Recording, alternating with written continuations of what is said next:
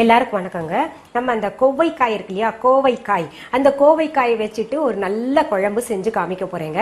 முதல்ல அதற்கு தேவையான பொருட்கள் என்னென்னு பார்த்துடலாம்.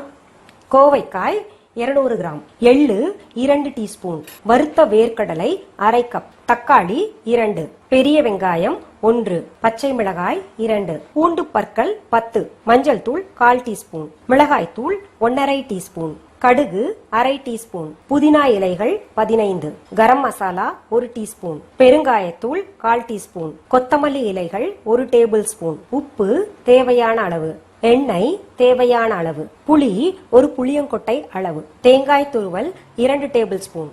கோவைக்காய் குழம்பு செய்வதற்கு தேவையான பொருட்கள் என்னென்னு பார்த்தோம். இப்போ அதன் செய்முறைக்கு போயிடலாங்க. நம்ம பாருங்க, நான் 2 மண் பாத்திரம் அடுப்புல வச்சிருக்கேங்க.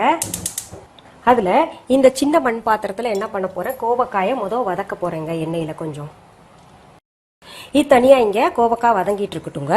இன்னொரு அடுப்புல நம்ம என்ன பண்ணோம்னா, கொஞ்சம் எண்ணெய் விட்டுட்டு இதுல இந்த வெங்காயம் போட்டுக்கலாம், அப்புறம் பச்சை மிளகாய் போட்டுக்கலாம், பூண்டு பற்கள் போட்டுக்கலாங்க.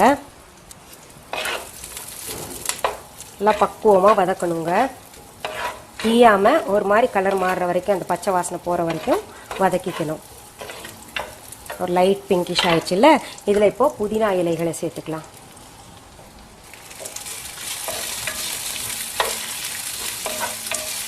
இப்போ இதுல தக்காளியும் சேர்த்துக்கலாங்க.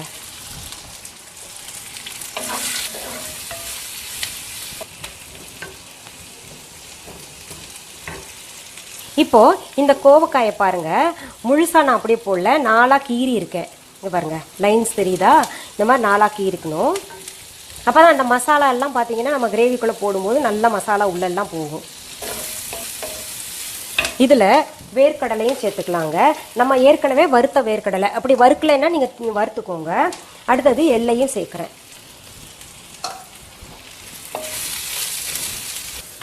வெள்ளை எள் நான் சேர்த்துருக்கேன். வெள்ளை எள் இல்லை, கருப்பு எள் தான் இருக்குன்னா ஒன்றும் கவலைப்பட வேணாம். டேஸ்ட் எப்படி இருந்தாலும் ஒன்று தான் கொடுக்க போகுது நமக்கு. அதனால நீங்கள் கருப்பு எள் கூட போட்டுக்கலாங்க. பெரும்பாலும் எல்லாருமே கருப்பு எள் தான் வீட்டில் வச்சுருப்பாங்க.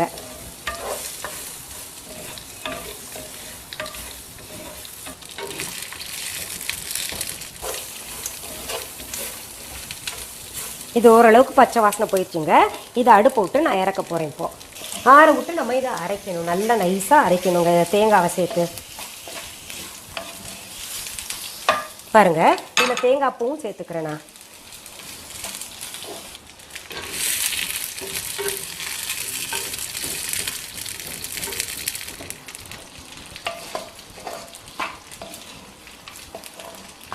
இது ஆறிடுச்சு. இப்போ நம்ம அரைச்சிடலாங்க. இது பாருங்க, இப்போ நம்ம நல்லா நைஸா அரைச்சிடலாங்க. தண்ணி தேவைப்பட்டா கொஞ்சம் ஊற்றிக்கலாம், ரொம்ப வேண்டாம். இப்போ பாருங்க, கோவைக்காய் பாருங்க எப்படி அந்த தோல் எல்லாம் சுருக்கம் வருது பாருங்க. நல்லா இன்னும் கொஞ்சம் வதக்கணும். இதில் இப்போ லைட்டாக உப்பு சேர்த்துக்கலாங்க. இந்த நேரத்தில் சேர்த்தோம்னா நல்லா பக்குவமாக இருக்கும் அது.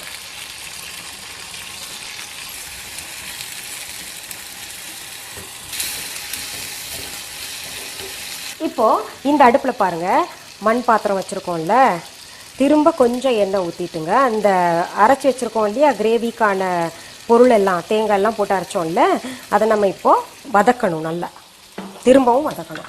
இப்போ எண்ணெய் சூடாயிருச்சு, அதில் நம்ம கொஞ்சம் கடுகு போட்டுக்கலாம் தாளிக்கிறதுக்கு. அப்புறம் பெருங்காயத்தூள் போட்டுக்கலாங்க. கடுகெல்லாம் வெடிச்சிருச்சு. இப்போ நம்ம இந்த மிக்சியில் அரைச்சி வச்சுருக்கோம் இல்லையா மசாலா, அதை சேர்த்துக்கலாங்க.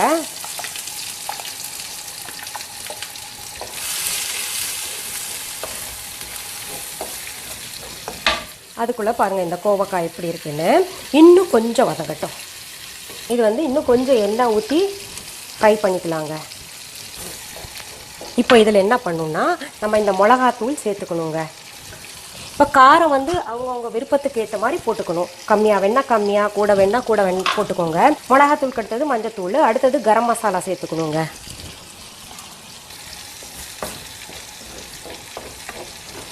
இப்போ என்ன பண்ணும், இந்த மிக்சி ஜார் கழுவி வச்ச தண்ணியை ஊற்றிக்கலாம். இதில் கொஞ்சம் உப்பு சேர்த்துக்கலாம். அடுத்தது கொத்தமல்லி இலைகளை கூட சேர்த்துக்கலாங்க. இதை மூடி போட்டு கொஞ்சம் மூடி வச்சிடலாம், பச்சை வாசனை போகட்டும். இப்போ கோவக்காய் பாருங்க ஆல்மோஸ்ட் நம்ம இறக்கக்கூடிய ஸ்டேஜில் வந்துருச்சு. இருந்தால் கூட நான் சிம் பண்ணி இது அடுப்புலையே இருக்கட்டும், ஏன்னா அதுவும் கொதிக்கணும் இல்லையா, அது கொதிச்சு இது நம்ம போடுறதுக்கு சரியாக இருக்கும். அதுக்கிடையில் நம்ம புளியங்கொட்டை அளவுக்கு புளி எடுத்துருந்தோம் இல்லையா, அதை கரைச்சிக்கலாம் நல்லா.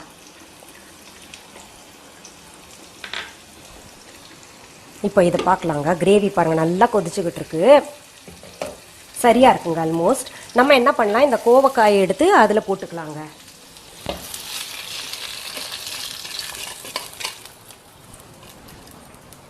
இப்போ இதில் புளி தண்ணியும் ஊற்றிக்கலாம்.